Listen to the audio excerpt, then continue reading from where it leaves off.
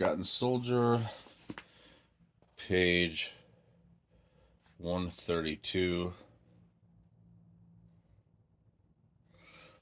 So he just went to go see the parents of his friend Ernst, and then he just changed his mind at the last minute and decided to tell this. I'm going to go back see my own family in France. I walked along the riverbank with the obsessive speed of a maniac. Suddenly, the air filled with martial music. An elegantly dressed military band marched out through a tall gateway and turned into the street. Remember what we were taught in Bialystok and snapped to attention, presenting arms to the indifferent troop.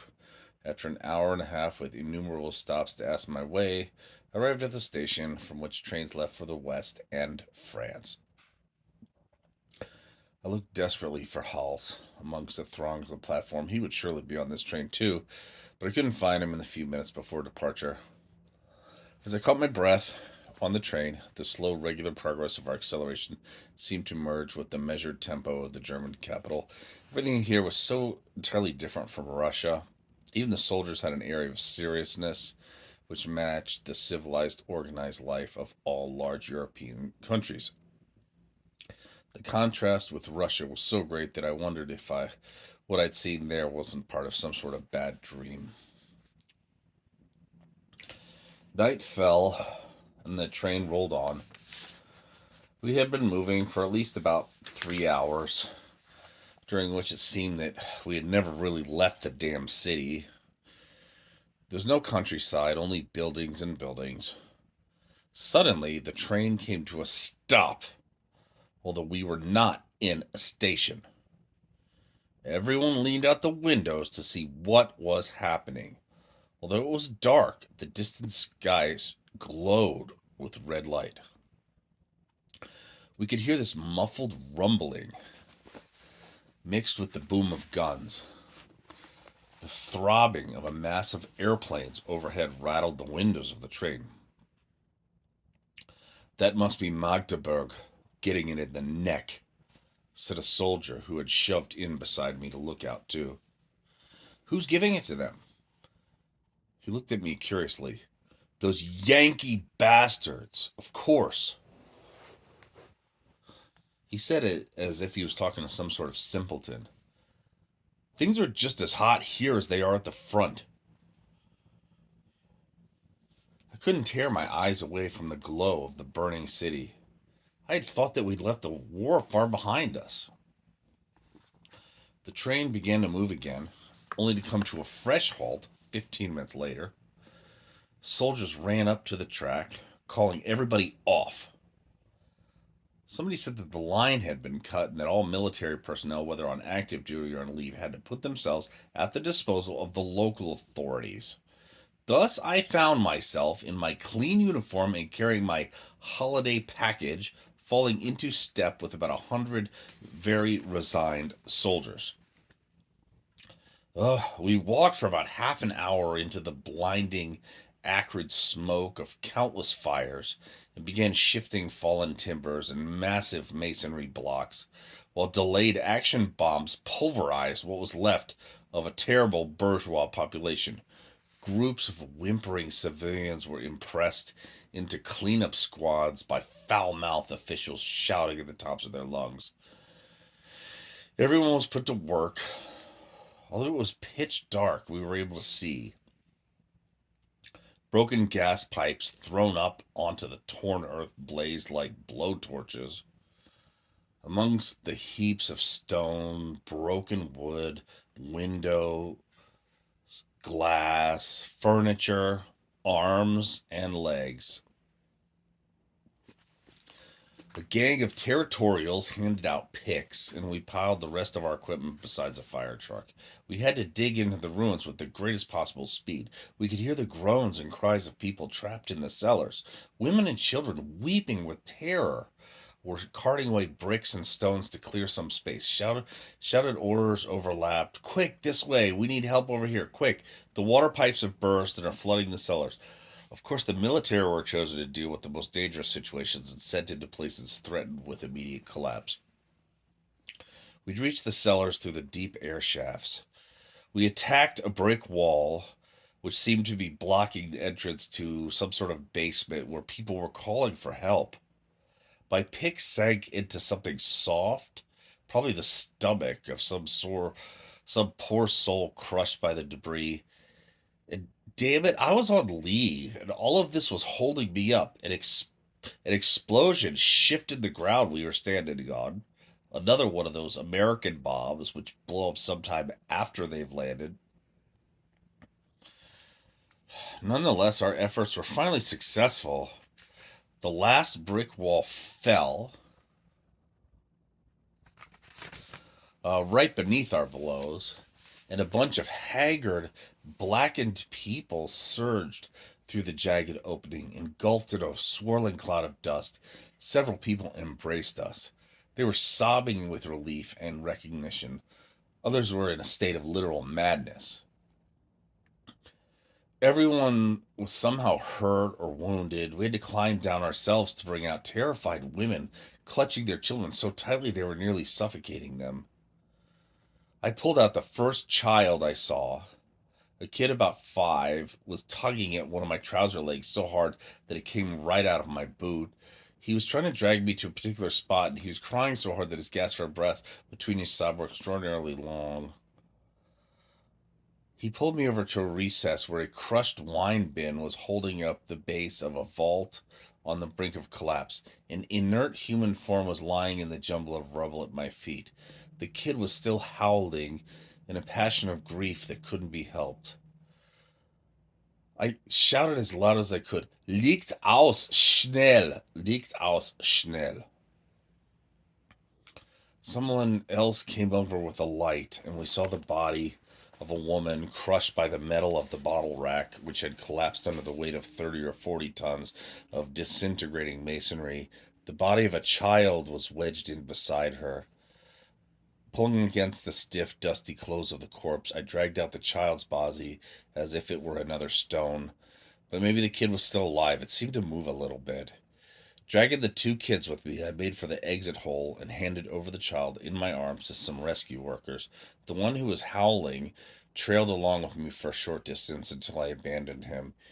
He could shift for himself, for Christ's sake. In Germany, everybody had to be ready for that. The younger the better. We were already needed for another job. The sirens were howling again. The Anglo-Americans were faithfully adhering to their practice of coming back with a second dose before we had time to help the victims of the first. The gang chiefs blew their whistles for retreat. Voices were shouting, "Everybody take cover." But where? For 400 yards around us, we could see nothing but heaps of rubble. People who knew the district ran in what they hoped were likely directions. Bewildered children were crying. Above us, we could hear the roar of 4-engine planes. I was running too, and I knew what I was looking for. The fire truck had disappeared, but our heap of packs remained where we'd left them.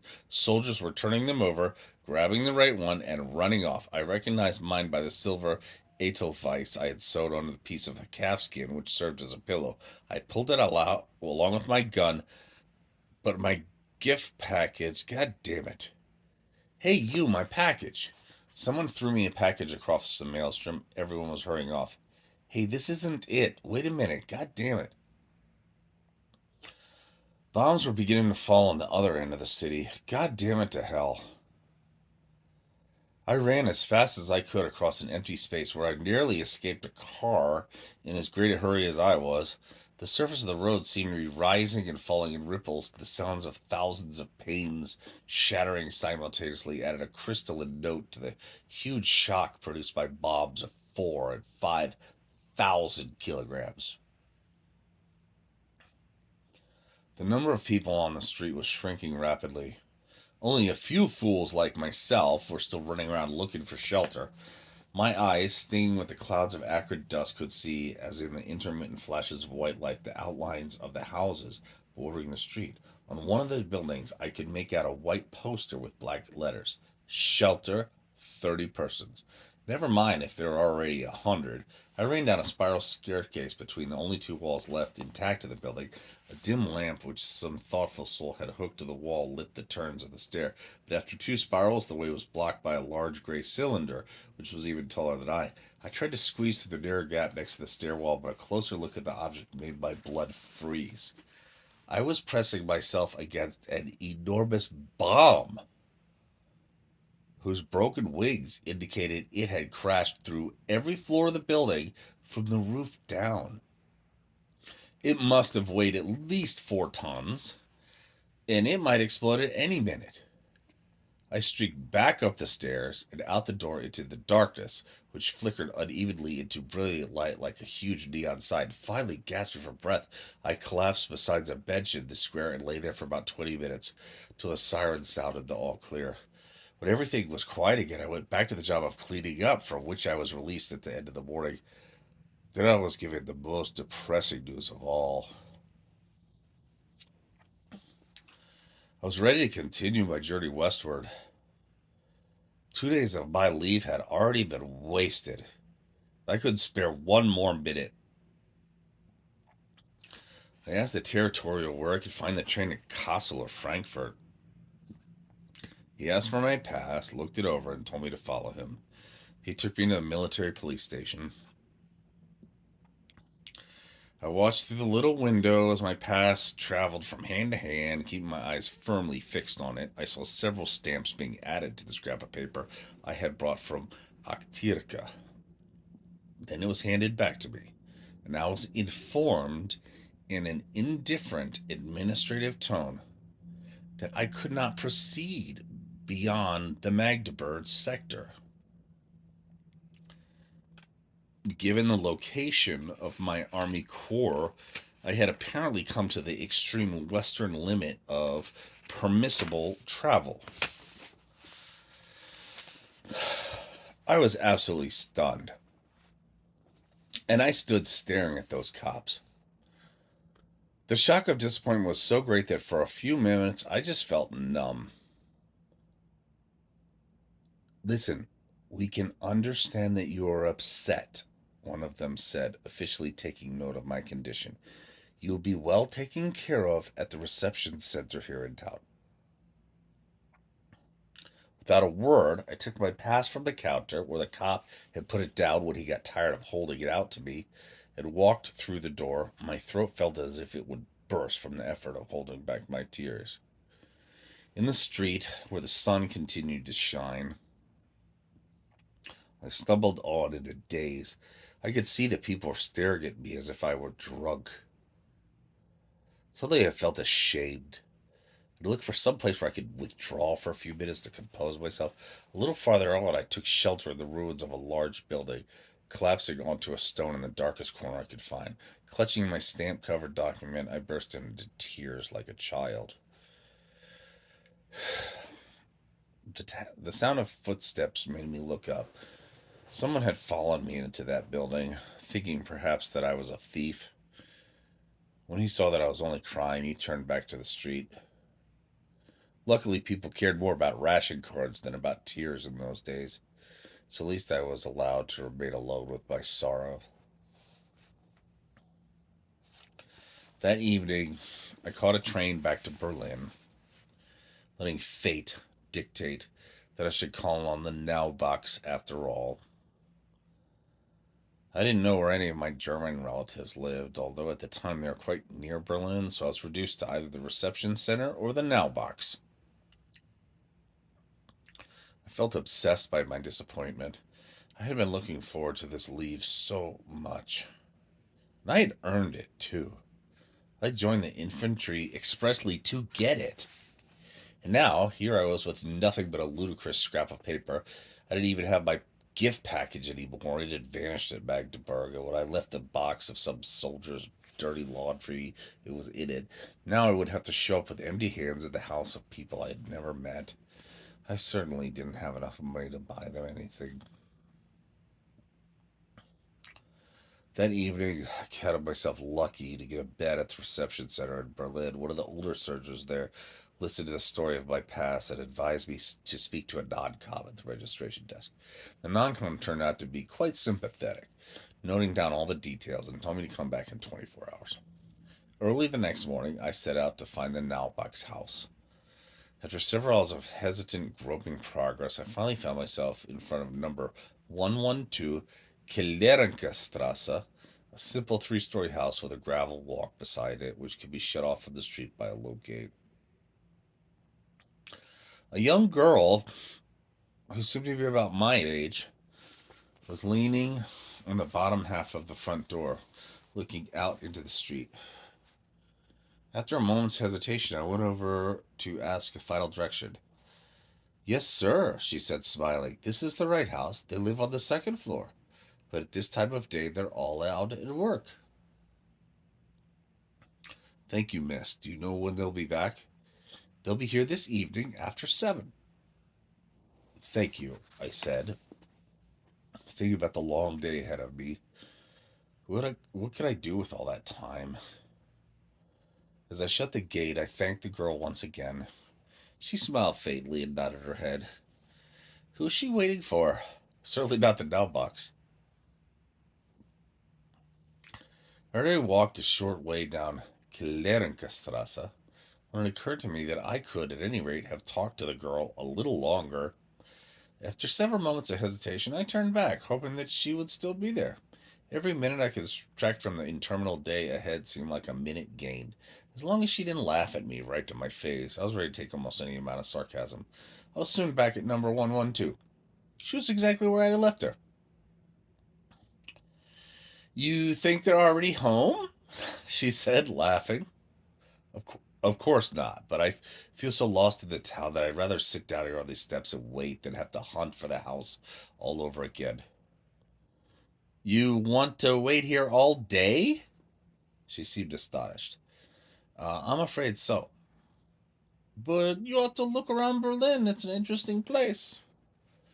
Yeah, I agree with you. I should, but I feel so lost. I'm afraid I wouldn't see anything." I still felt so disappointed that I had no wish to flirt. "Are you on leave?"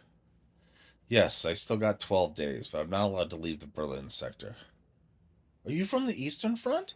"Yes." "Oh, it must have been very hard. I could see it on your face."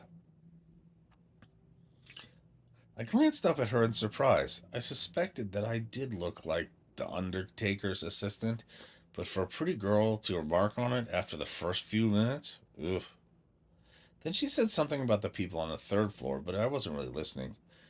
If she thought I looked as bad as all that, this minuscule conversation that was bringing me somewhat close to the normal life might end at any moment. The idea terrified me. I would have done almost anything to keep this encounter going.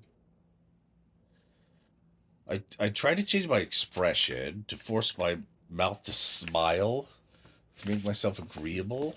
Heavily and clumsily, I asked her if she knew the city. "Oh, yes," she said, apparently unaware of the trap I was arranging. "I've lived in Berlin since before the war."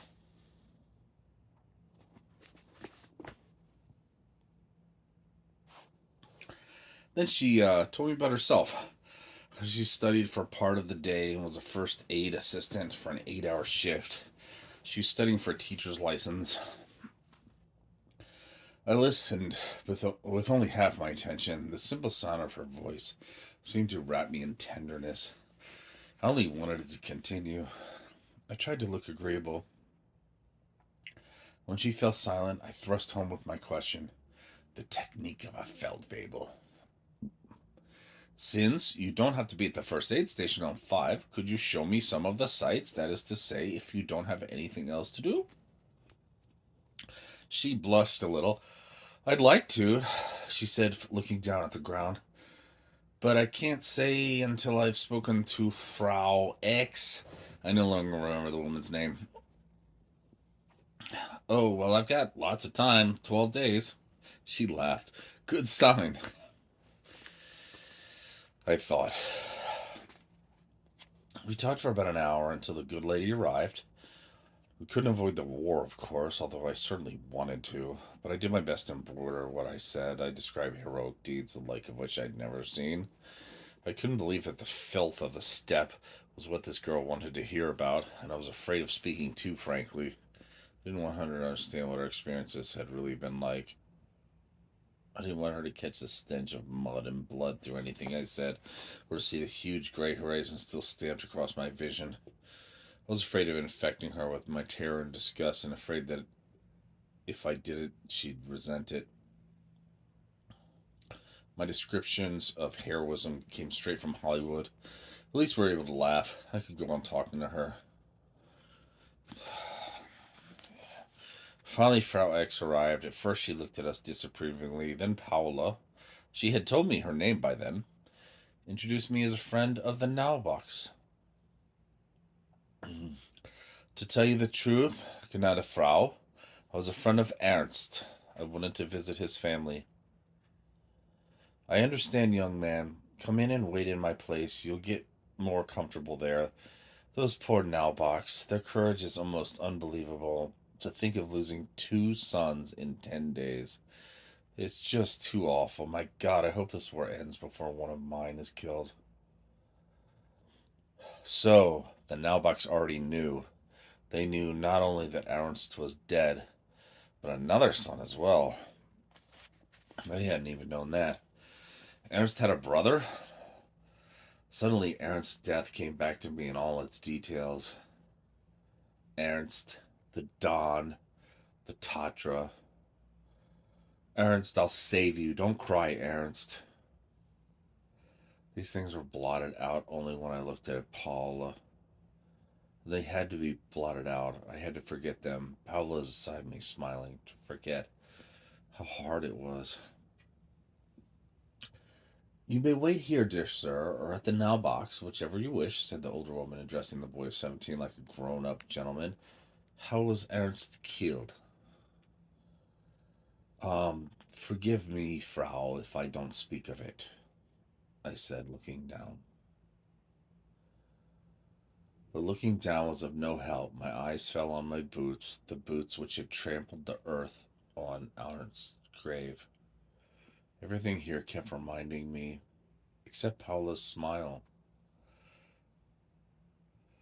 Okay, you must invent something then, said the kind-hearted woman, guessing at the horror behind my silence. You must spare those poor people. You can depend on that, Gnauta Frau, I said. I've already had some practice. Frau X changed the subject, which was clearly too painful. She brought out a large bowl of cocoa and milk and then began talking to Paula, who worked for her as a dressmaker's assistant. I hope, Paula, that you will entertain our friend Sager here. You show him Unter den Linden in Siegessallee. This young man needs some distraction. That will be your job today. I could have kissed that lady. But Frau X, there's all that work I should finish and ta. You take him on a tour of the capital. There's nothing more urgent. I thanked the kindly woman effusively. Was Paolo glad to have a holiday? I didn't really care. I was too pleased with my circumstances to analyze them. We set out, promising to be back before lunch. I walked along beside Paola, struck dumb with pleasure. She tried to fall into step with me, miming my military stride to tease me, but I only laughed. We passed a little booth painted red where a woman was selling fried fish, and I thought of buying some for Paola. She followed me, smiling her delicious smile. The woman behind the counter prepared 2 helpings of fish on 2 slices of thick bread, spread with some sort of ersatz butter. Then she asked for our ration cards. But I don't have any ration cards. I'm here on leave. I smiled, hoping to gain the woman's sympathy. This did no good at all. Paula laughed as though she would burst. I felt ridiculous.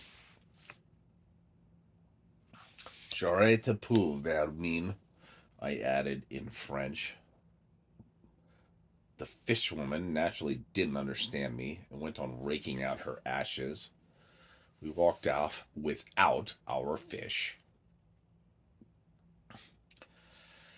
Our lunch with Paula's employer crowned my happiness. Despite rationing and shortages, the good hearted woman had managed to prepare some delicious dishes. She also produced some liquor, which went straight to my head. I left the table aware of an unusual taste of excitement and began to bellow out a marching song, which my two companions absolutely could not sing with me. Belatedly coming to my senses, I begged their pardon and then began another song, which was just as objectionable. My hostess seemed amused, but somewhat apprehensive. Paula writhed in her seat and stared at me as if I was some sort of grotesque punch. Her employer, weighing my drunkenness against her concern for her china, suggested to Paula that she take me out for some air. Paula obediently dragged me off, plainly dispensing with the company of a drunken soldier who might do something stupid at any moment. On the staircase, my timidity was suddenly overcome by a ludicrous surge of confidence. I grabbed Paula by the waist and spun her into a dance in time to my stamping boots. She frowned and pulled herself away so abruptly that I almost lost my balance. Stop it, or I won't come with you, she said. This brought me crashing to my senses. The simple fact that she was no longer smiling filled me with anxiety. A fog seemed to have risen between her suddenly hardened eyes and mine, momentarily clouded by a good meal. I felt as though I was the back in the foxhole, seeing in a dream a glowing fragment from which had been my youth. I felt chilled to the bone. Perhaps by my stupidity I had lost Paula already. Paula! I cried in desperation. I stood frozen in my tracks. Paula had already reached the bottom of the stairs and was standing in the doorway framed in the sunlight. All right, she said. Come along, but pull yourself together. Still somewhat numb, I clutched at my imperiled happiness. What would you like to see? I don't know, Paula. Whatever you like. I felt panic stricken. Clearly, Paula was exasperated by the company of a drunken enlisted man. I would have to become an officer. Paula was trying to make me decide something I knew nothing about. Inside my head, her irritated voice seemed to blend with the remembered voices of sergeants shouting orders, exhorting me to actions which I had no hope of accomplishing. You there, jump into that Tatra. Well, have you decided? What would you like to do? Put your foot on the gas. Watch out for that chain. Your uniform is spotted. You have to be more careful. Well, have you decided? Yes, Herr Lieutenant Javel. Yes, Paula, of course. Suddenly she took hold of my sleeve and dragged me from my lethargy. I looked at her. My eyes must have been filled with sadness. She seemed astonished. Let's go to the square anyway, she said. Then we'll decide something. Come on. She pulled me after her. I let her do it, knowing that if we ran into an officer or one of the military police, my leave would swiftly come to an end in a labor camp. Holding a girl's arm in the street was strictly forbidden. But when I mentioned this to Paula, she only laughed. Don't worry, I'm not drunk. I'll be able to see them coming. Finally, as I remained more or less incapable of speech, she took the initiative herself and showed me a round of sights. I stared at them with unseeing eyes. I couldn't shake off the feeling that she simply was doing her duty, that my company was no pleasure for her, and I wanted her to enjoy me as much as I enjoyed her. But that was impossible. There was no reason for her to concede me that happiness. There was no reason either for me to be walking along that clean, well organized street in a state of disarray, and no reason for anyone to be patient with a poor, befuddled soldier just because he'd spent months wallowing in snow and mud and horror. People at peace with themselves have no idea that anyone unaccustomed to happiness shouts himself breathless in the face of joy. I was the one who had to try to understand, to adapt myself to this mood of tranquility, to avoid shocking anyone, to smile a correct smile, neither too wide nor too tense. At the risk of seeming wild or apathetic, I had to make the effort to invent or avoid the impression I often felt I was making in France after the war of telling boring war stories. I often felt like killing the people who then accused me of lying. It is so easy to kill, especially when one no longer feels or any particular link with existence. I, a poor bastard soldier in the wrong army, I had to learn how to live because I hadn't been able to learn how to die. Why, Paula, did you make a point of the stain on my jacket? Why was a stain enough to erase your smile? Why? Why do I still like to smile? I who have seen an infinity of horrifying stains. This evening, perhaps the now box will laugh, Paula, and I will try to laugh too, like you. Paula left me near the Oderbrücke at 5 o'clock with detailed instructions on how to return to the Kellergastrasse. She held my hand as she spoke and smiled as if in pity. I smiled as if I were happy. I'll come by the now box for a moment this evening, she said. Anyway, we'll see each other tonight. Good night. Gute Nacht, Paula. That evening I met the now box. I could easily recommend my friends Ernst in his mother's face. I could see his face very much in the mother. These poor people did not dwell on the double catastrophe which had obliterated all their hopes. The idea of Europe after the war no longer had any meaning for them because those who should have inherited it no longer existed. But they made heroic efforts to celebrate my passage. The kindly woman from upstairs who had so generously wet my throat that evening joined us, and Paula came in for a moment about 11. Our eyes met, and Paula saw fit to make a joke about our earlier falling out. I had to preach him a sermon about decent deportment this evening. He was singing and dancing right in the middle of the street. I looked carefully at all the faces. Were they going to scold me, or would they laugh? Luckily, all I had to do was laugh with the others. That wasn't nice of you, Paula, said the good, kind, generous lady from the third floor. You must ask him to forgive you. Paula, blushing and smiling, made her way around the table through a circle of laughter and put a kiss on my forehead. I received the touch of her lips like a man condemned to the electric chair and sat blushing, unable to move. Everyone recognized my emotion and called out, "Forgiven!" Paula herself waved a cheerful goodbye to us all and vanished through the door. Paula. I would have liked, I didn't know what. I sat motionless, turned to stone, deaf to the conversation. They asked me about my parents, my former life. Thank God, not about the war. I answered evasively. Paula's kiss burned against my forehead like a hot cartridge case. I would gladly have done a daily patrol with her instead of with this war and 5 or 6 other soldiers. God damn it. It was late, and I would have liked an excuse to leave the table, but I had to sit patiently with these people for another hour until everybody was kind of ready for bed. The narrow box offered me Ernst's room. I thanked them effusively and explained that for military reasons I was required to return to the center. In fact, I couldn't bear the thought of sleeping in my friend's bed. Also, I felt like walking through the streets. I might run into Paula. The Dowbox understood about military regulations and didn't insist. In the street, I was suddenly seized by a wild sense of gaiety and began to whistle. I asked for a few directions and found my way back to the center without too much trouble. But I did not run into Paula. I walked past the reception desk where 2 civilians were playing cards with 2 soldiers, one of them the Feld, who had taken my deposition. "Hey, you there," he called. Instinctively, I spun around and saluted. "Aren't you Gefreiter Sager?" "Ja, Herr Feldfebel." "Good. I have good news for you. One of your relatives will be coming to see you in a couple days. I managed to get a special authorization for a member of your family."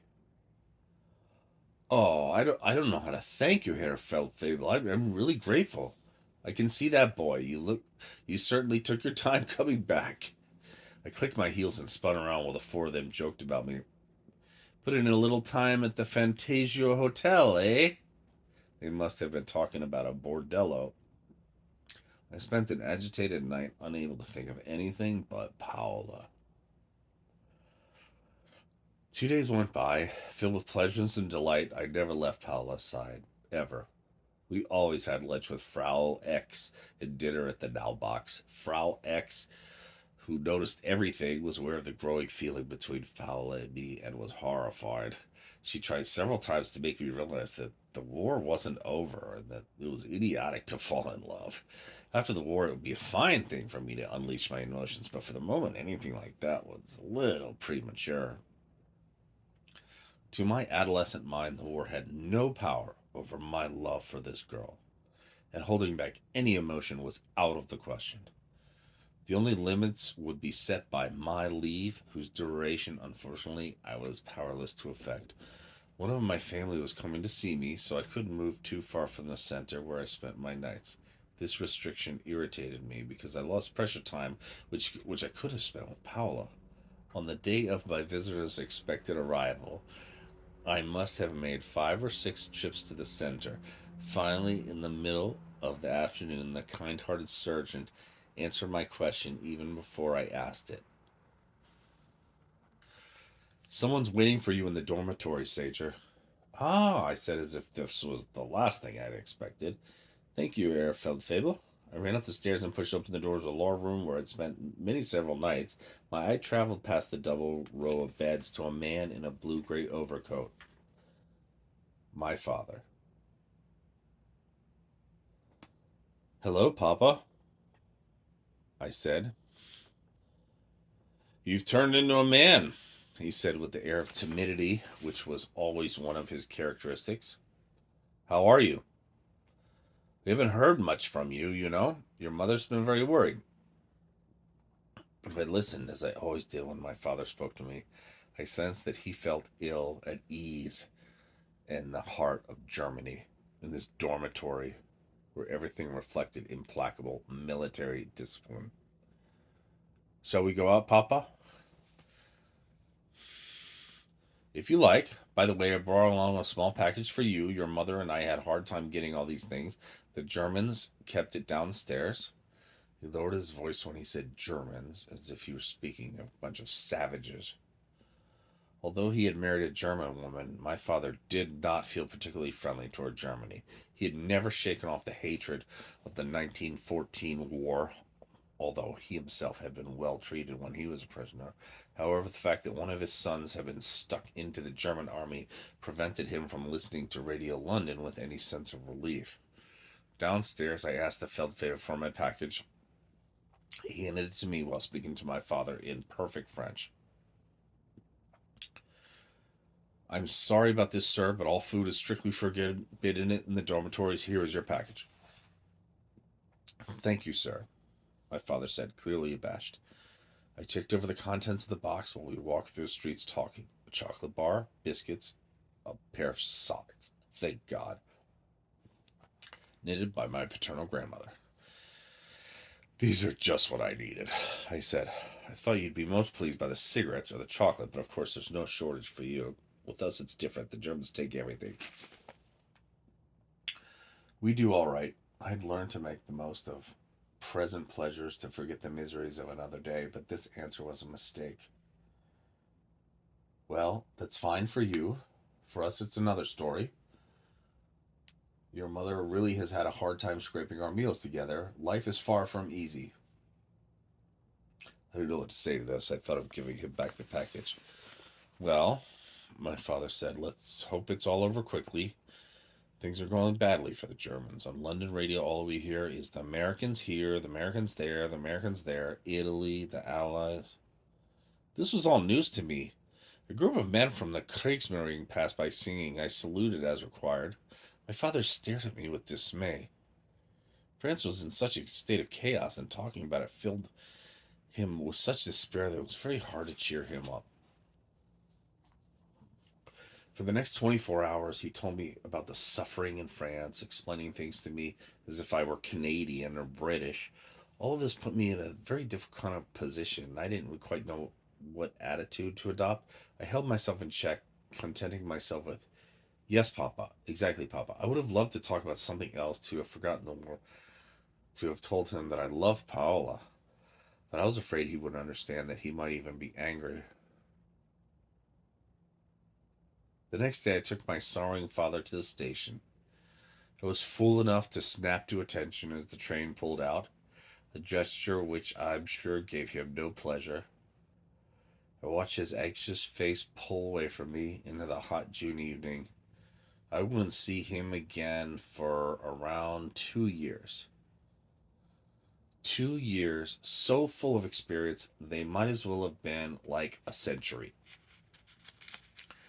And that's the end of 145, page 145. 145.